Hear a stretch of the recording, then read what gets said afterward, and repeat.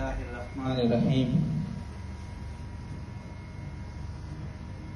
نحمده ونستعينه وما بعد أعوذ بالله من الشيطان الرجيم بسم الله الرحمن الرحيم خطبہ شروع کرتے ہیں جیسے کہ خطبہ دیے کرتے تھے نبی کریم صلی اللہ علیہ وسلم۔ سنن ابن ماجہ میں حدیث نمبر 1893 ہے کہ آپ صلی اللہ علیہ وسلم جب بھی خطاب کیا کرتے تھے، کوئی بھی خطبہ دیا کرتے تھے تو خطبے کی شروعات ان کلمات سے کیا کرتے تھے: الحمدللہ نحمدہ ونستعینہ ونستغفرہ ونعوذ باللہ من شرور انفسنا ومن سیئات اعمالنا من يهد الله فلا مضل له ومن يضلل فلا هادي له واشهد ان لا اله الا الله وحده لا شريك له وان محمدا صلى الله عليه وسلم عبده ورسوله۔ قال الله تعالى: يا ايها الذين آمنوا اتقوا الله حق تقاته ولا تموتن إلا وأنتم مسلمون۔ وقال الله: واتقوا الله الذي تسألون به والأرحام إن الله كان عليكم رقيبا۔ وقال الله: اتقوا الله وقولوا قولا سديدا يصلح لكم أعمالكم ويغفر لكم ذنوبكم ومن يطع الله ورسوله فقد فاز فوزا عظيما۔ إن أصدق الحديث كتاب الله وأحسن الهدي هدي محمد صلى الله عليه وسلم وشر الأمور محدثاتها وكل محدثة بدعة وكل بدعة دلالة وكل دلالة في النار اما بعد۔ تو یہ خطبے کا میں آپ کو ترجمہ بتا دیتا ہوں تاکہ آپ کو بھی لطف آئے کہ آپ صلی اللہ علیہ وسلم جب بھی کوئی خطاب کیا کرتے تھے تو خطبے میں کیا کہا کرتے تھے۔ تو جو میں نے ابھی خطبے کی تلاوت کری اس کا ترجمہ ہے کہ تمام تعریف اللہ ہی کے لیے، ہم اللہ ہی کی حمد بیان کرتے ہیں، اسی سے مدد چاہتے ہیں، ہم اللہ ہی سے بخشش چاہتے ہیں اور ہم اپنے اندر کی برائیاں اور اپنے برے اعمال سے اللہ کی پناہ مانگتے ہیں۔ جسے اللہ ہدایت دے اسے کوئی گمراہ کرنے والا نہیں ہے، اور جسے اللہ ہی گمراہ کر دے اسے کوئی ہدایت دینے والا نہیں ہے۔ میں گواہی دیتا ہوں کہ اللہ کے سوا کوئی معبود نہیں، وہ اکیلا ہے، اس کا کوئی شریک نہیں، اور یہ محمد صلی اللہ علیہ وسلم اللہ کے بندے ہیں اور رسول ہیں۔ اے ایمان والو، اللہ سے ڈرو جیسا کہ اس کے ڈرنے کا حق ہے، اور اس وقت تک نہ مرنا جب تک کہ تم مسلمان نہ ہو۔ اللہ سے ڈرو جس سے تم ایک دوسرے کا سوال کرتے ہو، اور اپنے خاندانی تعلقات میں، کیونکہ اللہ تم پر ہمیشہ نگہبان ہے۔ اللہ سے ڈرو اور مناسب بات کہو، وہ تمہارے لیے تمہارے اعمال کی اصلاح کرے گا اور تمہارے گناہوں کو بخش دے گا۔ جس نے اللہ اور اس کے رسول کی اطاعت کی صلی اللہ علیہ وسلم، اس نے بڑی کامیابی حاصل کی۔ سب سے سچا اور بہترین کلام اللہ کی کتاب یعنی قرآن ہے، اور بہترین ہدایت محمد صلی اللہ علیہ وسلم کی ہدایت ہے۔ سب سے زیادہ برا امور وہ ہے جو نئے ایجاد کیے گئے ہوں، کیونکہ ہر نئی چیز بدعت ہے، ہر بدعت گمراہی ہے، اور ہر گمراہی جہنم میں لے کر جائے گی۔ درود تاج سے تقریر کا شروعات کرتے ہیں۔ بسم اللہ الرحمن الرحیم۔ اللہم صلی علی سیدنا و مولانا محمد صاحب التاج والمیزاج والمیراج والبراق والعلم دافع البلاء والبلاء والفحط والمرد والعلم اسمه مکتوب مرفوع مشفوع منقوش فی اللوح والقلم سید العرب والعجم جسمه مقدس مطہر معطر مطہر منور فی البیت والحرم شمس الضحى بدر الدجى صدر العلا نور الہدى کہف الورى مصباح الظلم جمیع الشیام شفیع الامام صاحب الجود والکرم واللہ عاصمہ وجبریل خادمہ والبراق مرکبہ والمیراج سفرہ والسدرة المنتہى مقامہ وقاب قوسین مطلوبہ والمطلوب مقصودہ والمقصود موجودہ سید المرسلین خاتم النبیین شفیع المذنبین آنس الغیر بینا رحمت للعالمین راحت العاشقین مراد المشتقین شمس العارفین سراج السالکین مصباح المقربین محب الفقراء والغرباء والمساکین سید الثقلین نبی الحرمین امام القبلتین وسیلتینا فی الدارین صاحبی قاب قوسین محبوب رب المشرقین ورب المغربین جد الاحسان والحسین مولانا ومولا الثقلین ابی القاسم محمد ابن عبداللہ نور من نور اللہ یا ایہا المشتقون بنور جمالہ صلو علیہ وآلہ واصحابہ وسلموا تسلیما صلی اللہ علیہ وسلم۔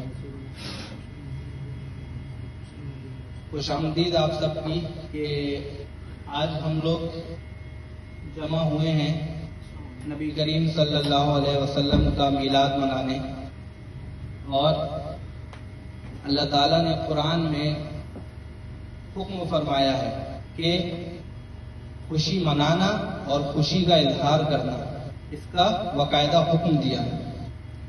سورہ یونس میں اللہ تعالیٰ ارشاد فرماتا ہے قل بفضل اللہ برحمتہ وبذالک فلیفرحوا هو خیر مما یجمعون۔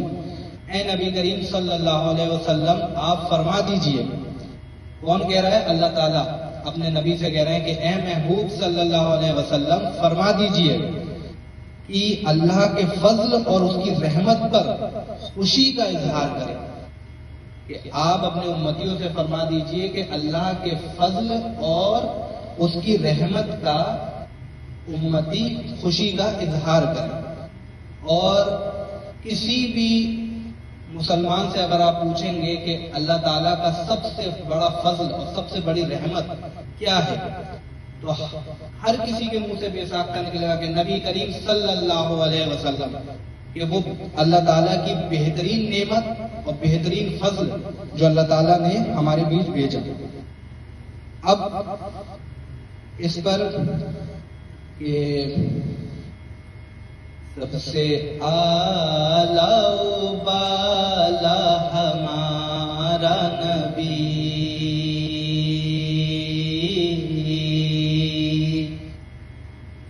سب سے اعلیٰ و بالا ہمارا نبی،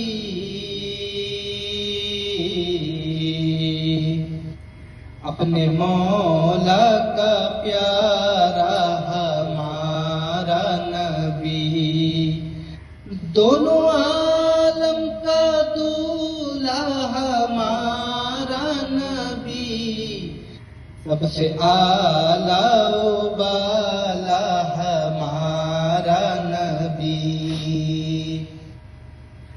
بزم آخر کا شمع فروزہ ہوا، بزم آخر کا شمع فروزہ ہوا، نور اول کا جلوہ ہمارا نبی، سب سے اعلیٰ و بالا ہمارا نبی،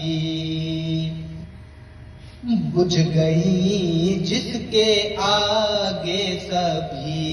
مشعلیں بجھ گئیں جس کے آگے سبھی مشعلیں، شمع وہ لے کر آیا ہمارا نبی۔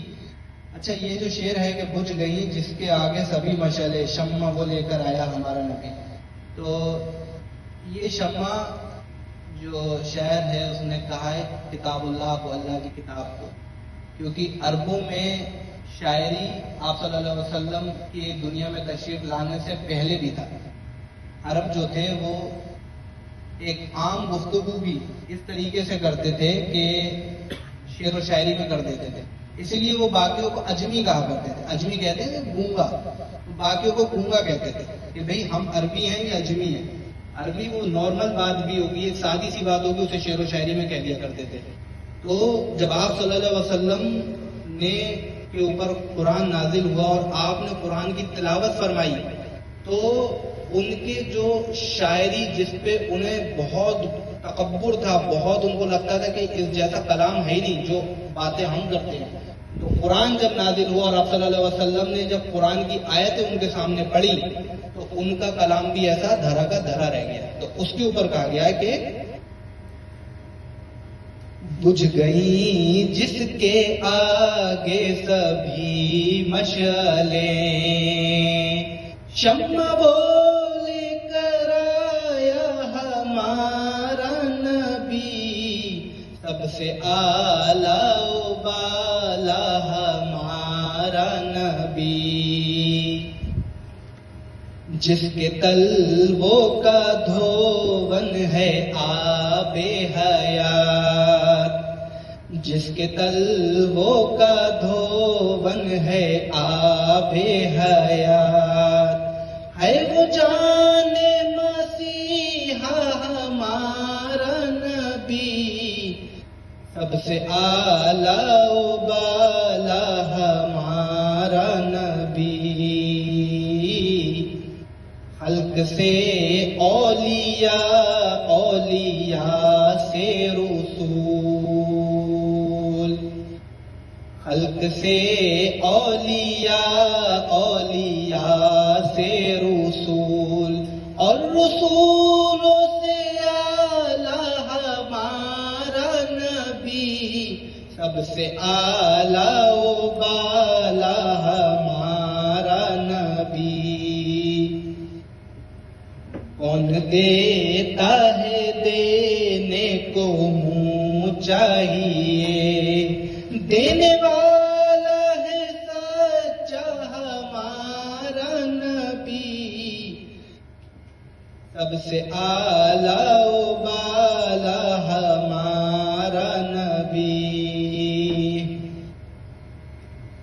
اور اب جو سورہ والضحیٰ کی لگ بھگ آخری آیت میں، میرے خیال سے لگ بھگ 11ویں آیت ہے، اس میں اللہ تعالیٰ ارشاد فرماتا ہے کہ وَأَمَّا بِنِعْمَتِ رَبِّكَ فَحَدِّثْ، اور اپنے رب کی نعمتوں کا خوب چرچا کرو۔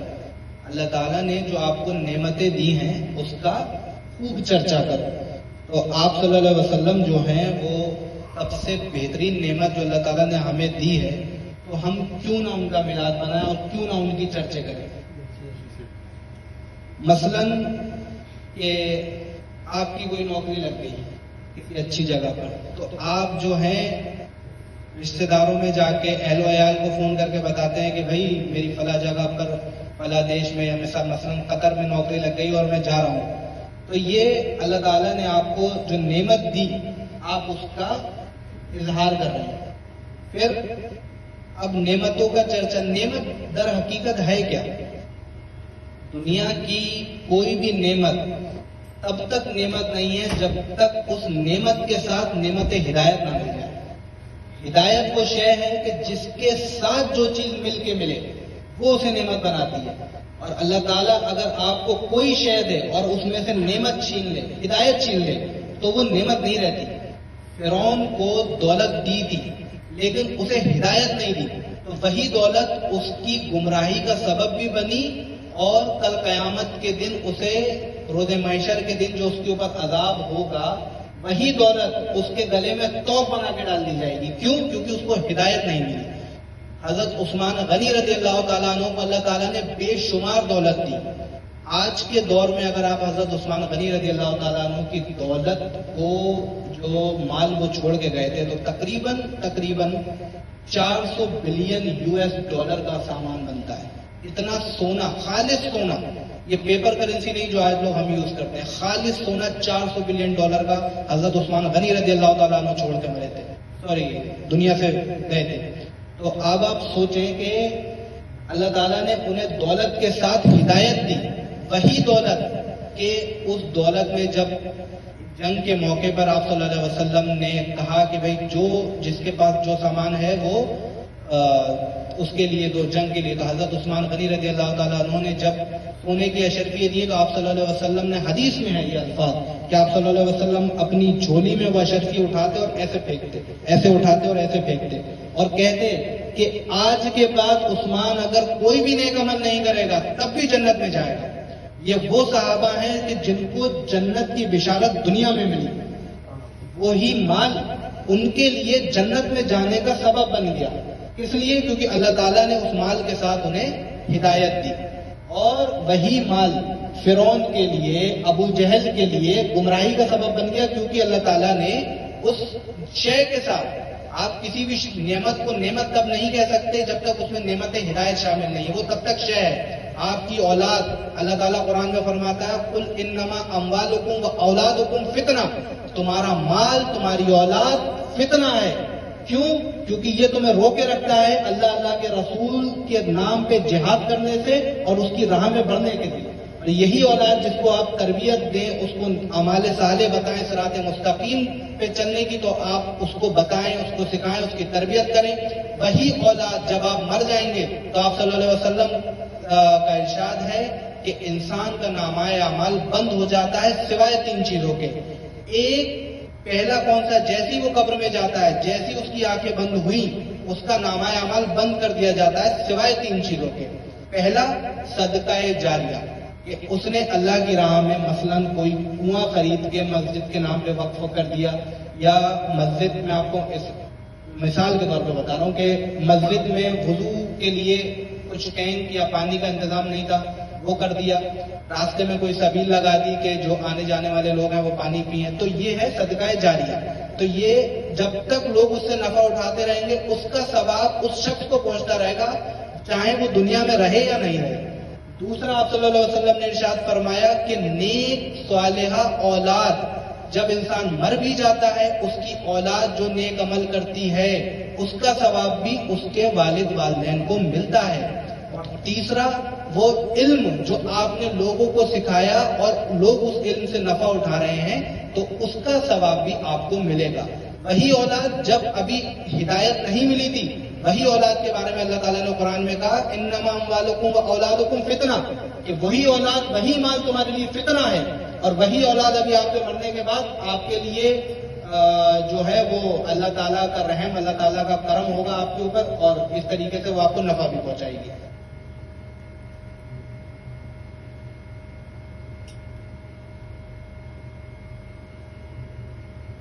اب آپ صلی اللہ علیہ وسلم کے متعلق، آپ صلی اللہ علیہ وسلم تو وہ نعمت ہے اللہ کی جو راستہ دکھا گئے، بتا گئے صراط مستقیم کا حق راستہ.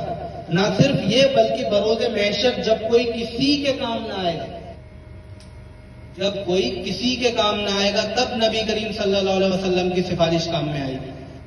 اور اس کے متعلق کہ آپ صلی اللہ علیہ وسلم کی سفارش کیسے کام میں آئے گی، یہ کام میں ایسے آئے گی کہ صحیح البخاری میں صحیح حدیث، صحیح سند کے ساتھ حدیث نمبر 7510، اتنی 7510 نمبر کی حدیث بخاری شریف کی کیا ہے کہ آپ صلی اللہ علیہ وسلم نے قیامت کے دن کے بارے میں فرمایا کہ جب قیامت کا دن آئے گا تو لوگ ٹھاٹے مارتے ہوئے سمندر کی طرح ظاہر ہوں گے. پھر وہ آدم علیہ السلام کے پاس جائیں گے اور ان سے کہیں گے کہ ہماری اپنے رب کے پاس شفاعت کیجیے.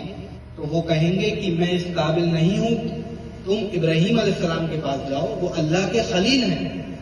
پھر لوگ ابراہیم علیہ السلام کے پاس آئیں گے. وہ بھی کہیں گے کہ میں اس قابل نہیں ہوں.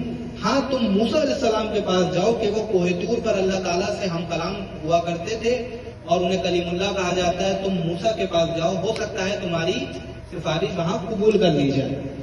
لوگ موسیٰ علیہ السلام کے پاس جائیں گے اور وہ بھی یہی کہیں گے کہ میں اس قابل نہیں ہوں. البتہ تم عیسیٰ علیہ السلام کے پاس جاؤ کہ وہ اللہ کی روح اور اس کا کلام ہے.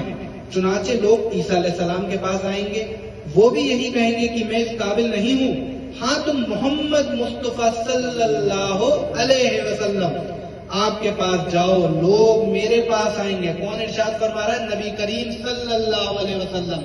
کیا ارشاد فرما رہے ہیں کہ اب جب سب نبیوں نے ایک دوسرے کے پاس بھیجا، پھر آخر میں جب میری طرف کہا گیا کہ تم جاؤ محمد مصطفیٰ صلی اللہ علیہ وسلم کے پاس، تو آپ صلی اللہ علیہ وسلم جو ہیں، جب لوگ آپ صلی اللہ علیہ وسلم ارشاد فرماتے ہیں کہ لوگ جب میرے پاس آئیں گے اور میں کہوں گا کہ میں شفاعت کے لیے ہوں، اور پھر میں اپنے رب کی اجازت چاہوں گا اور مجھے اجازت دی جائے گی، اور اللہ تعالیٰ تعریفوں کے الفاظ مجھے الہام کرے گا جن کے ذریعے میں اللہ کی حمد ویسے ہی بیان کروں گا جیسا اللہ چاہے گا. چنانچہ جب میں یہ تعریفیں بیان کروں گا، اللہ کے حضور میں سجدہ کرنے والا ہو جاؤں گا اور مجھ سے کہا جائے گا، اللہ تعالیٰ کہیں گے اے محمد مصطفیٰ صلی اللہ علیہ وسلم اپنا سر اٹھاؤ، آج تم جو کہو گے وہ سنا جائے گا، تم جو مانگو گے وہ دیا جائے گا، جو شفاعت کرو گے قبول کی جائے گی. پھر میں کہوں گا اے رب میری امت میری امت. کہا جائے گا کہ جاؤ اور ان لوگوں کو دوزخ سے نکال لو جن کے دل میں ذرہ یا رائی کے برابر بھی ایمان ہو.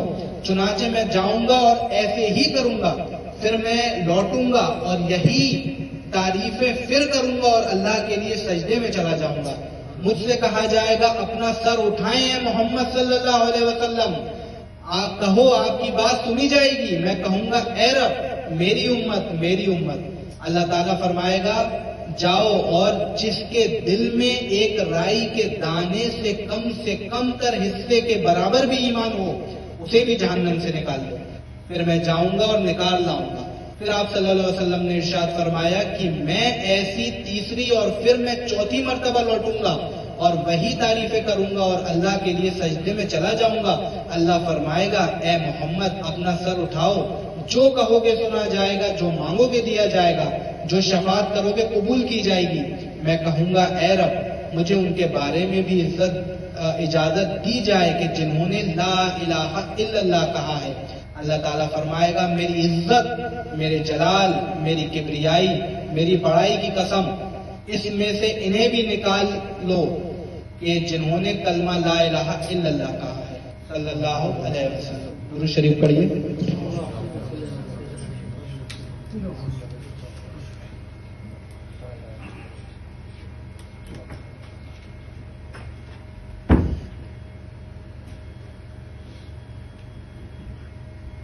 آج کے دور میں یہ دلیلوں کا زمانہ ہے، تو اگر کوئی دلیل مانگتا ہے، اس لیے میں آپ کو ساتھ بائی ساتھ دلیل بتاتا جا رہا ہوں کہ کون سی چیز کہاں پر قرآن میں کہاں ہے، کہ آپ لوگ دیکھنا چاہیں، اس کو سیکھنا چاہیے، کیونکہ علم حاصل کرنا ہر مسلمان مومن کے اوپر فرض ہے. آپ اگر کوئی چیز سنیں، اس کی تصدیق کریں، اس چیز کے بارے میں پڑھیں، کیونکہ اگر آپ کوئی چیز آپ کو آپ کے آباء و اجداد سے ملی ہے اور اگر کل کو آپ سے کوئی کہتا ہے کہ فلاں چیز غلط ہے، وہ اپنی دلائل آپ کو دیتا ہے، تو اگر آپ کے دماغ میں اس کے کاؤنٹر میں اپنی صحیح دلائل موجود نہیں ہے تو وہ جو فتنے والی کوئی بات ہے تو وہ آپ کے دماغ میں گھر کر جائے گی. تو بہتر ہے کہ آپ علم حاصل کریں اور حق بات نہ صرف سمجھیں، اسے کہیں بھی. اب صحیح مسلم شریف کی 91 نمبر کی حدیث ہے کہ جس کے راوی ہیں عبداللہ ابن مسعود. اس سرور کونین نبی کریم صلی اللہ علیہ وسلم نے ارشاد فرمایا کہ جس کے دل میں رائی کے دانے کے برابر بھی تکبر ہوگا وہ جنت میں نہیں جائے گا. آپ صلی اللہ علیہ وسلم نے فرمایا کہ جس کے دل میں رائی کے دانے کے برابر بھی تکبر ہوگا وہ جنت میں نہیں جائے گا. تو محفل میں سے ایک صحابہ نے بڑی جرت کرتے ہوئے پوچھا کہ اللہ کے رسول صلی اللہ علیہ وسلم، انسان چاہتا ہے کہ اس کا لباس اچھا ہو، اس کی جوتی اچھی ہو. تو اللہ کے رسول صلی اللہ علیہ وسلم نے فرمایا کہ یہ تکبر نہیں ہے. اللہ تعالیٰ خوبصورت ہے اور خوبصورتی کو پسند فرماتا ہے. تکبر یہ ہے کہ تم حق بات سے کنایت کرو، حق بات نہیں مانو اور لوگوں کو حقیر جانو. یہ ہے تکبر. آپ اگر بہترین لباس پہن رہے ہیں، بہترین جوتی پہن رہے ہیں، یہ تکبر نہیں ہے. تکبر یہ ہے کہ آپ اگر حق بات سنیں اس کی اور حق بات سے کنایت کریں اور کسی کو حقیر جانیں، کیونکہ آپ نہیں جانتے کہ اللہ کے نزدیک کون سا بندہ کس مقام پر ہے. آپ کو ظاہری لگتا ہوگا کہ بھئی یہ تو کچھ نہیں کرتا. آپ حضرت علی سے قول ہے، نہیں آپ صلی اللہ علیہ وسلم کا ہی قول ہے. یہ نبی کریم صلی اللہ علیہ وسلم کا ارشاد ہے کہ اعمال میں ہمیشہ اپنے سے اوپر والے کو دیکھو، نیک اعمال میں اپنے سے زیادہ نیک بندے کی طرف رجوع لاؤ، اور مال کے معاملے میں اپنے سے نیچے والے بندے کی طرف رجوع لاؤ. کیونکہ جب تم مال میں اپنے سے کمتر والے بندے کو دیکھو گے تو تم دیکھو گے کہ وہ اللہ تعالیٰ نے اسے اتنی کم نعمتیں دی ہیں، پھر بھی وہ کتنا اللہ کا شکر گزار ہے. تو وہ تمہیں اور زیادہ شکر گزار بنائے گا اور تم اللہ کا اور شکر ادا کرو گے. اور نیکی کے معاملے میں جب تم اپنے سے زیادہ والے کو دیکھو گے تو تم دیکھو گے کہ وہ تو تہجد بھی پڑھ رہا ہے، میں تو صرف 5 وقت کی نماز پڑھ رہا ہوں. تو تم کوشش کرو گے کہ میں نیکی میں اور زیادہ بڑھوں. اب پریشانی یہ ہے کہ ہم لوگ اس کا الٹ کرتے ہیں.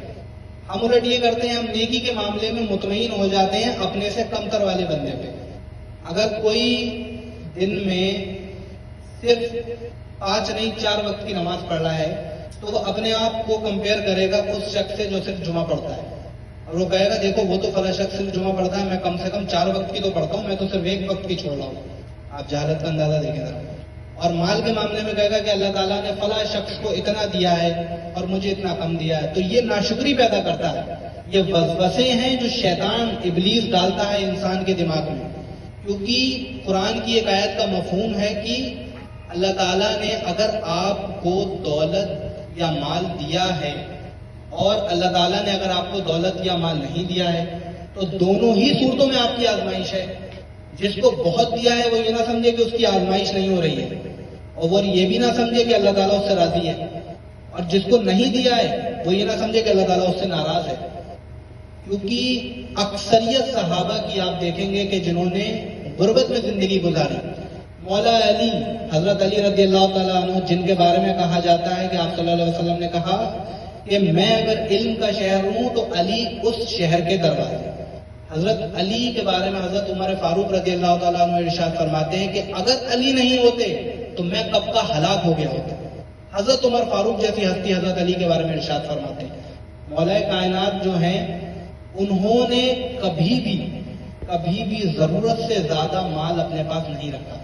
حضرت علی کو اگر کچھ گھر کے اخراجات کے لیے ضرورت پڑتی تو آپ کسی ایک بہت ہی معروف حدیث ہے کہ حضرت علی جو تھے ایک یہودی کی یہاں کچھ سود کاٹنے کا یا کچھ کام تھا، وہ کر کے 1 گھنٹے کا کام کیا تو 1 مٹھی یا 2 مٹھی کھجور مل گئی اس کے عوض. تو اس یہودی نے کہا کہ مولا علی آپ یہ تھوڑا اور کر لیں، اس کی دگنی کھجور اور دے دوں گا میں آپ کو، اتنی کھجور اور دے دوں گا، دگنی ہو جائیں گی. تو مولا علی نے فرمایا کہ اللہ تعالیٰ نے مجھ سے رزق کا وعدہ کیا، میں نے اس کے لیے محنت کی اور وہ آج کے دن کا رزق جتنا مجھے چاہیے اور میرے پریوار کے لیے جتنا ضروری ہے اتنا مجھے مل گیا. اب یہ باقی وقت جو گزرے گا تو یہ رزق کے لیے نہیں گزرے گا، یہ رازق کے لیے گزرے گا. رزق دینے والی ذات اللہ کی ہے تو اللہ کی عبادت کری جائے گی. تو مولا کائنات جو ہیں وہ اس طریقے سے زندگی گزارتے تھے. نبی کریم صلی اللہ علیہ وسلم کے بارے میں آپ نے سنا ہوگا کہ آپ صلی اللہ علیہ وسلم نے تمام عمر جو ہے وہ گزار دی اس طریقے سے کہ 2-2 3-3 دن فاقے ہو جاتے تھے، گھر میں کچھ بنتا نہیں تھا. تو اس سے آپ یہ کبھی اندازہ نہیں لگانا کہ آپ صلی اللہ علیہ وسلم کے پاس مال نہیں رہتا تھا. یہ مسلمانوں میں ایک بہت بڑی علم کی کمی کی بات ہے کہ وہ یہ سوچتے ہیں کہ اللہ کے رسول صلی اللہ علیہ وسلم کے پاس مال نہیں رہتا تھا. آج کے دور کے حساب سے آپ پیسوں کا اندازہ لگائیں گے تو آپ صلی اللہ علیہ وسلم ہر مہینے لگ بھگ لاکھوں کے حساب سے کاروبار کرتے تھے. جو منافع آتا تھا وہ بتا رہا ہوں میں، آپ صلی اللہ علیہ وسلم کا پروفٹ ہوا کرتا تھا لاکھوں کے حساب سے. لیکن آپ صلی اللہ علیہ وسلم رائے خدا میں اسے تقسیم کر دیا کرتے تھے. اور کبھی آپ صلی اللہ علیہ وسلم نے اپنے پاس اتنا مال جمع نہیں ہونے دیا کہ آپ پر زکوٰۃ فرض ہو. ایک پانچ جو ہمارے وہ ہیں روزہ، حج، زکوٰۃ، نماز، اور تو ایک جو فرائض ہے بالکل ہی جڑ سے غائب ہے. کون سا؟ زکوٰۃ. آپ صلی اللہ علیہ وسلم نے کبھی بھی زکوٰۃ نہیں دی، کیونکہ آپ صلی اللہ علیہ وسلم نے کبھی اپنے پاس مال اتنے رکھا ہی نہیں کہ آپ صلی اللہ علیہ وسلم کو زکوٰۃ دینے کی باری آئے. اب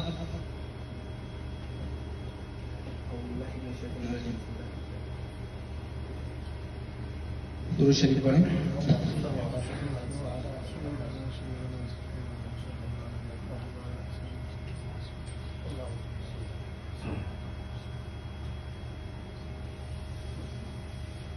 آنکھوں کا تارا نام محمد، دل کا اجالا نام محمد. آنکھوں کا تارا نام محمد، دل کا اجالا نام محمد. پوچھے گا مولا لایا ہے کیا کیا، پوچھے گا مولا لایا ہے کیا کیا، میں یہ کہوں گا نام محمد. آنکھوں کا تارا نام محمد، دل کا اجالا نام محمد. اللہ اکبر رب العلا نے، اللہ اکبر رب العلا نے ہر شے پہ لکھا نام محمد. آنکھوں کا تارا نام محمد، دل کا اجالا نام محمد. شیدانہ کیوں ہو اس پر مسلمان، شیدانہ کیوں ہو اس پر مسلمان، رب کو ہے پیارا نام محمد. نام محمد، دل کا اجالا نام محمد. صلی اللہ کا صحرا سجا کر، صلی اللہ کا صحرا سجا کر دولہا بنایا نام محمد. آنکھوں کا تارا نام محمد، دل کا اجالا نام محمد. پائی مرادیں دونوں جہاں میں، پائی مرادیں دونوں جہاں میں، جس نے پکارا نام محمد. آنکھوں کا تارا نام محمد، دل کا اجالا نام محمد. روز قیامت میزان پل پر، روز قیامت میزان پل پر دے گا سہارا نام محمد. آنکھوں کا تارا نام محمد، دل کا اجالا نام محمد. بیرا تباہی میں آ گیا ہے، بیرا تباہی میں آ گیا ہے، دے دے سہارا نام محمد. آنکھوں کا تارا نام محمد، دل کا اجالا نام محمد. شریف پڑھیں. اللهم صل وسلم على سيدنا محمد وعلى آل سيدنا محمد في كل لمحة ونفس بعدد كل معلوم لك. اللهم صل على سيدنا ومولانا محمد وعلى آله وسلم. صلى الله على النبي الأمي وآله صلى الله عليه وسلم. صلاة وسلام عليك يا رسول الله يا حبيب الله.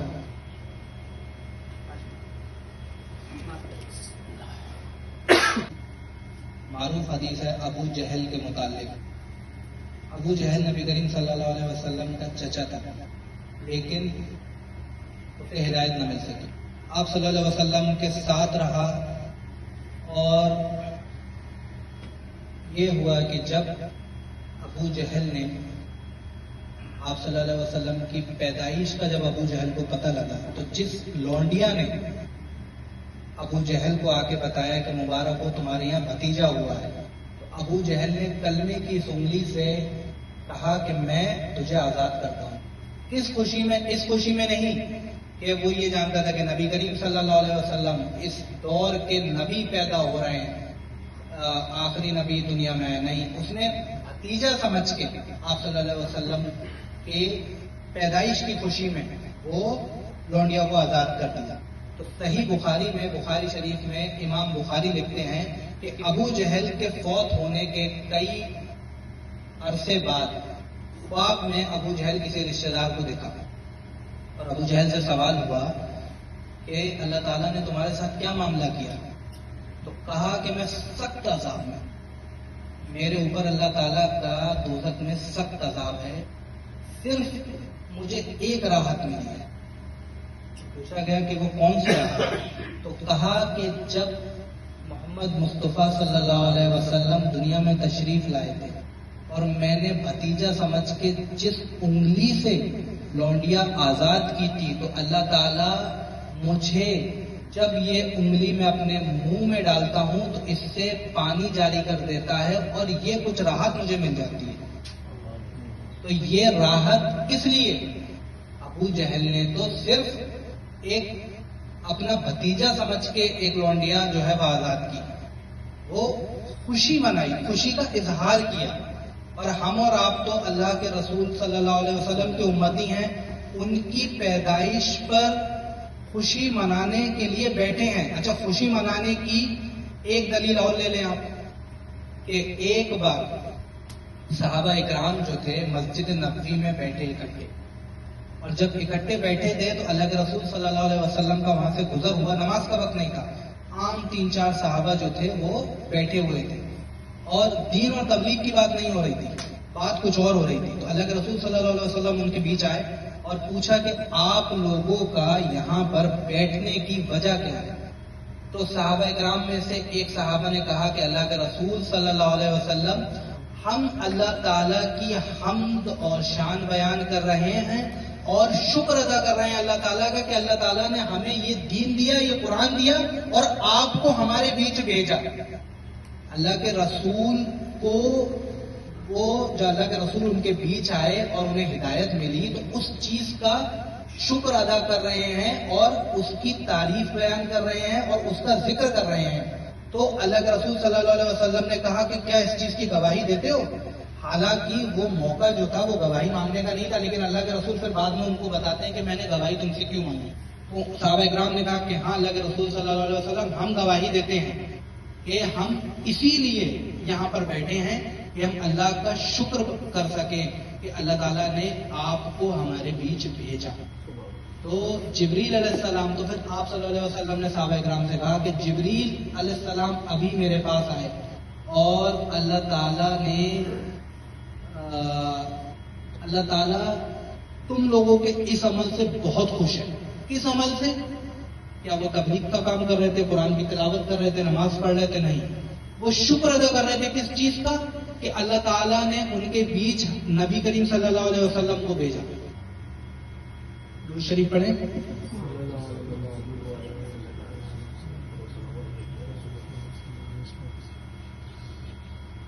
جب نبی کریم صلی اللہ علیہ وسلم کی پیدائش ہوئی تو کتابوں میں آتا ہے کہ دن اور رات ان دونوں میں بحث چھڑ گئی. اور بحث کیا چھڑ گئی کہ دن نے کہا یا اللہ میں چاہتا ہوں کہ اللہ کے رسول مجھ میں آئے، مطلب دن میں پیدائش ہے، اور رات کہتی ہے کہ اللہ کے رسول آپ صلی اللہ علیہ وسلم رات میں آئے، یعنی کہ جب میں چلے جاؤں. تو آپ صلی اللہ علیہ وسلم اللہ تعالیٰ نے اس ایسے بہترین وقت میں نبی کریم صلی اللہ علیہ وسلم کو بھیجا کہ دن رات جو تھی وہ جانے والی تھی اور دن جو تھا آنے والا تھا، یعنی کہ تہجد کا وقت. تو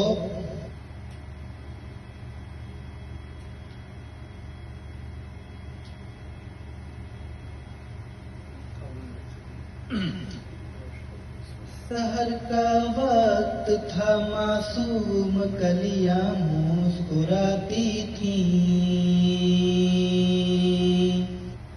ہوائیں خیر مقدم کے ترانے گنگناتی تھیں. ابھی جبریل بھی اترے نہ تھے کعبے کے منبر سے کہ اتنے میں صدا آئی ہے عبداللہ کے گھر سے. مبارک ہو شہ ہر دوسرا تشریف لے آئے، مبارک ہو محمد مصطفیٰ تشریف لے آئے. مولا یا صلی وسلم دائما ابدا علی حبیبک خیر الخلق کلہم. مولا یا صلی وسلم دائما ابدا علی حبیبک خیر الخلق کلہم. نہ کوئی آپ جیسا تھا، نہ کوئی آپ جیسا ہے، کوئی یوسف سے پوچھے مصطفیٰ کا حسن کیسا تھا. اچھا یہ جو کلام لیتے ہیں کہ یوسف علیہ السلام سے پوچھا جائے، کوئی یوسف سے پوچھے کہ محمد مصطفیٰ صلی اللہ علیہ وسلم کا حسن کیسا تھا، تو اس پہ ایک بہت بہترین شعر ایک شاعر نے لکھا کہ حسن یوسف پہ کٹی تھی انگشت زنا، اور نام محمد پہ کٹاتے ہیں آج بھی سر مردانے. کہ حسن یوسف پہ آپ کمپیریزن دیکھیں کتنا شاندار کیا ہے کہ یوسف علیہ السلام کے لیے انگلیاں کٹی تھیں، کس کی؟ عورتوں کی. اور وہ بھی کون سی؟ مصر کی عورتیں. یہاں پر ایک تو وہاں مصر، یہاں پر عرب، وہاں پر عورتیں، یہاں پر آدمی، وہاں پر انگلیاں، یہاں پر سر، وہاں پر انجانے میں کٹی تھی، یہاں پر پورے ہوش و حواس میں گردن کٹانے کو تیار ہیں. کہ مصر میں کٹی تھی انگشت زنا، اور آج بھی نام محمد پہ سر کٹانے کو تیار ہیں مردان عرب. عرب کے مرد، آپ کمپیریزن دیکھیں کیسا ہے. کیونکہ آپ صلی اللہ علیہ وسلم کے حسن کے بارے میں حدیث آتی ہے کہ آپ صلی اللہ علیہ وسلم کا حسن جو تھا وہ نمکین تھا. آپ بہت زیادہ گورے نہیں تھے، آپ کا حسن بہت نمکین تھا. آپ کا جو قد تھا وہ درمیانی تھا. لیکن بڑے سے بڑا عرب، لئیم شہیم عرب بھی جب آپ صلی اللہ علیہ وسلم کے سامنے آتا تھا تو اس کو سر اٹھا کے بات کرنی پڑتی تھی. اللہ تعالیٰ نے وہ شان دی تھی ہمارے نبی کو کہ آپ صلی اللہ علیہ وسلم جب ہزاروں کے مجمع میں بھی کھڑے ہوتے تھے تو لوگوں کو آپ صلی اللہ علیہ وسلم کی گردن مبارک سب سے اونچی نظر آتی تھی. اور آپ صلی اللہ علیہ وسلم جب ایسے رہتے تھے تو آپ کو لگے گا کہ وہ درمیانی قد والے. یہ اللہ تعالیٰ کا کرم تھا اپنے نبی پر. نہ کوئی آپ جیسا ہے، نہ کوئی آپ جیسا تھا، کوئی یوسف سے پوچھے مصطفیٰ کا حسن کیسا تھا. زمین و آسمان میں کوئی بھی مثال نہ ملی. مولا یا صلی وسلم دائما ابدا علی حبیبک خیر الخلق کلہم. مولایا صلی وسلم دائما ابدا علی حبیبک خیر الخلق کلہم. درود پر سلام پر یہی کہنا خدا کا ہے، خدا کے بعد جو ہے مرتبہ صلی اللہ کا ہے. وہی سردار عالم ہے، وہی غمخوار امت ہے، وہی تو حشر کے میدان میں سب کی شفاعت ہے. شفاعت کے لیے سب کی نظر ان پر لگی ہوگی. مولایا صلی وسلم دائما ابدا علی حبیبک خیر الخلق کلہم. مولایا صلی وسلم دائما ابدا علی حبیبک خیر الخلق کلہم. سلام اس پر کہ جس نے بے کسوں کی دستگیری کی، سلام اس پر کہ جس نے بادشاہی میں فقیری کی. آپ صلی اللہ علیہ وسلم سے، اللہ کے رسول صلی اللہ علیہ وسلم سے اللہ تعالیٰ نے ایک بار جبریل علیہ السلام سے پیغام بھجوایا کہ میرے محبوب سے کہنا، محبوب آپ کہو گے تو یہ پہاڑ جو ہے وہ میں سونے کے کر دوں گا آپ کے لیے. تو آپ صلی اللہ علیہ وسلم نے منع کر دیا.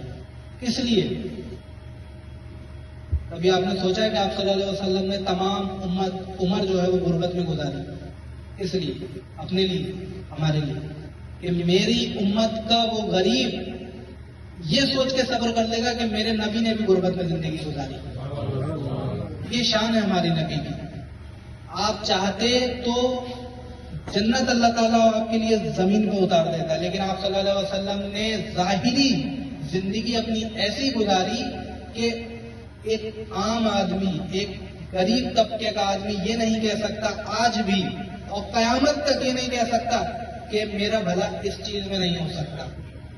آپ صلی اللہ علیہ وسلم کے وصال کے بعد جب عمر فاروق رضی اللہ تعالیٰ حضرت ابو بکر صدیق رضی اللہ تعالیٰ عنہ کو جب خلیفہ بنایا گیا، تو جب خلیفہ بنایا تو اگلے دن حضرت ابو بکر صدیق اٹھے اور مزدوری کے لیے جانے لگے. صحابہ کرام نے پوچھا کہ آپ تو خلیفہ ہیں ہمارے، آپ مزدوری کے لیے جائیں گے؟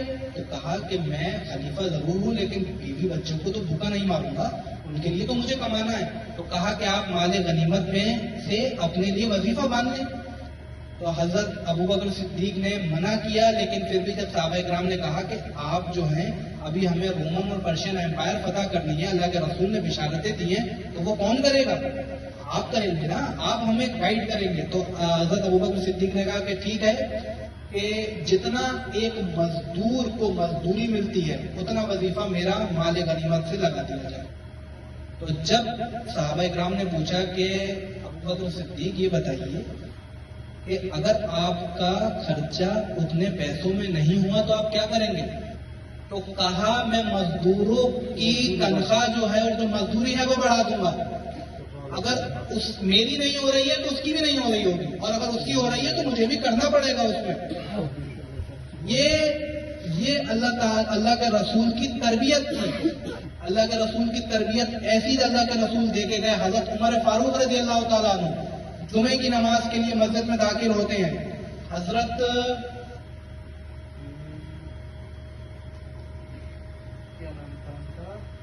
صحابہ کرام کا نام ابھی بتاتا ہوں میں آپ کو. وہ دروازے پر کھڑے تھے، ابو ذر غفاری رضی اللہ تعالیٰ عنہ. حضرت ابو ذر غفاری رضی اللہ تعالیٰ عنہ دروازے پر کھڑے تھے مسجد کی، اور حضرت عمر سے کہتے ہیں، عمر جیسی شخصیت، حضرت عمر سے لوگ کانپتے تھے. موقع پہ عدل کرنے والے، شرابی کو دیکھ لیتے تھے وہیں سزا دیتے تھے، چور کرنے والوں کو وہیں سزا دیتے تھے، چور کو، ہر کسی کو موقع پہ سزا دیتے تھے. حضرت عمر فاروق مطلب ایسی شخصیت کہ ان کی ایک ہیبت تھی. شیطان اپنا راستہ بدل دیا کرتا تھا. نبی کریم صلی اللہ علیہ وسلم فرماتے ہیں کہ میرے عمر کی تعریف جبریل امین اگر 900 سال تک بھی کریں تو 900 سال ختم ہو جائیں گے، میرے عمر کی تعریف ختم نہیں ہوگی. یہ شان تھی حضرت عمر فاروق رضی اللہ تعالیٰ عنہ کی. تو وہ جب مسجد میں امامت کے لیے داخل ہوئے تو حضرت جو صحابہ تھے انہوں نے کہا کہ عمر ہم تمہارے نوکر نہیں، مسجد میں نماز کے لیے وقت پہ آیا کرو، مسجد میں نماز پڑھانے کے لیے۔ کون کہہ رہا ہے؟ ایک عام صحابی، کس سے؟ خلیفہ سے۔ اور خلیفہ اس دور میں راجہ بھی ہوا کرتا تھا، جیسے آج جو حکمران ہے وہ وہاں کے حکمران بھی آپ کہہ سکتے ہیں اور وہ خلیفہ بھی تھے، دین اور دنیا دونوں کو دیکھتے تھے۔ تو جب ان سے یہ بات کہی تو حضرت عمر فاروق رضی اللہ تعالیٰ عنہ ممبر پہ کھڑے ہوئے اور کہا، اے مسلمانوں، میں معذرت چاہوں گا، میرے پاس ایک ہی کرتا ہے، عبداللہ کی ماں نے سکھانے کے لیے ڈال دیا تھا، اس لیے مجھے آنے میں دیر ہو گئی، لیکن میں شکریہ ادا کروں گا اور میں بہت خوش ہوں۔ کس سے؟ حضرت کیا نام بتایا میں نے آپ کو؟ ابو ذر غفاری رضی اللہ، حضرت ابو ذر سے میں بہت خوش ہوں کہ جب تک ان جیسے لوگ رہیں گے تب تک حکمران جو ہیں وہ اپنے مرضی کی نہیں کریں گے۔ یہ کس کی تربیت تھی؟ یہ تربیت تھی نبی کریم صلی اللہ علیہ وسلم کی۔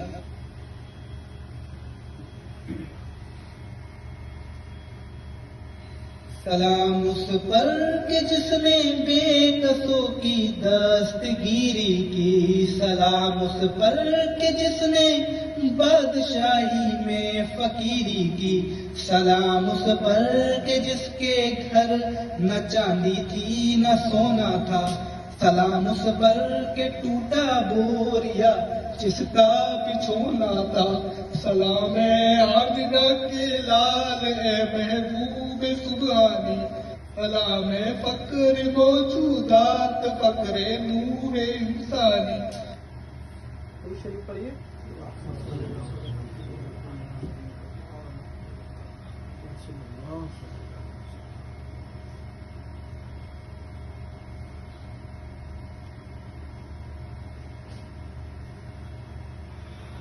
اللہ کے رسول صلی اللہ علیہ وسلم نے ایک رات ایک حضرت جب اپنی ایک زوجہ کے گھر میں تھے تو انہوں نے کیا کیا کہ آپ صلی اللہ علیہ وسلم جس ٹاٹ کے بستر پہ سویا کرتے تھے تو انہوں نے اس کی 4 تہہ بنا دی۔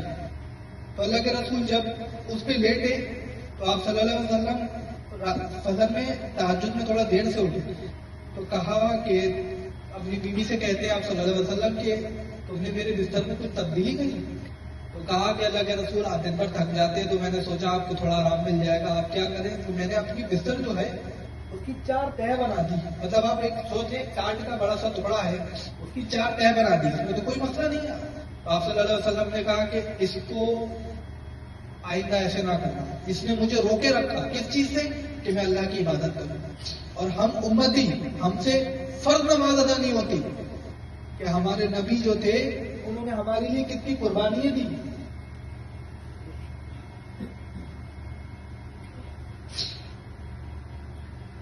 سلام اس پر کہ جس کے گھر نہ چاندی تھی نہ سونا تھا، سلام اس پر کہ ٹوٹا بوریا جس کا بچھونا تھا، سلام ہے آمنہ کے لال اے محبوب سبحانی، سلام ہے فقر موجودات فقر نوح انسانی، تیری صورت تیری سیرت تیرا نقشہ تیرا جلوہ، تبسم گفتگو بندہ نوازی خلق شانی، تیرا در ہو میرا سر ہو میرا دل ہو تیرا گھر ہو، تمنا مختصر سی ہے مگر تمہید قرآنی، مولا یا صلی وسلم دائما ابدا علی حبیبک خیر الخلق کلہم، مولا یا صلی وسلم دائما ابدا علی حبیبک خیر الخلق کلہم۔ نعت سرکار کی پڑھتا ہوں میں، بس اسی بات سے گھر میں میرے رحمت ہوگی، نعت سرکار کی پڑھتا ہوں میں، بس اسی بات سے گھر میں میرے رحمت ہوگی. ایک تیرا نام وسیلہ ہے میرا، رنج و غم میں بھی اسی نام سے راحت ہوگی. اور کبھی یاسین کبھی طٰہٰ